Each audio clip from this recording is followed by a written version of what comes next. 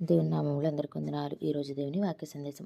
మీ విశ్వాసం మనుషుల జ్ఞానం ఆధారం చేసుకొనక దేవుని శక్తిని ఆధారం చేసుకుని ఉండవలను. కొరింథీయులకు రాసిన మొదటి పత్రిక 2వ అధ్యాయం 4వ వచనం. మీకు ఆవగింజంత విశ్వాసం ఉంటే చాలు, ఈ కొండను వెళ్ళి సముద్రంలో పడమంటే పడుతుంది అని దేవుడు చెప్పారు. మరి మనం ఏమనుకుంటాం?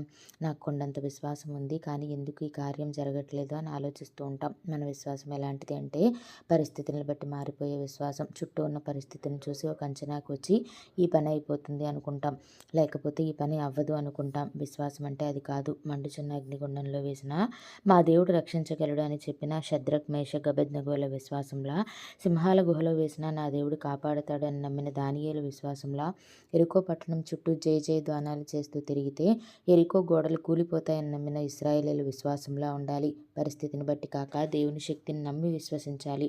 అట్టి విశ్వాసం నీకున్నప్పుడు మహా అద్భుత కార్యాలు చూస్తావని తెలియచేస్తూ వందనాలు.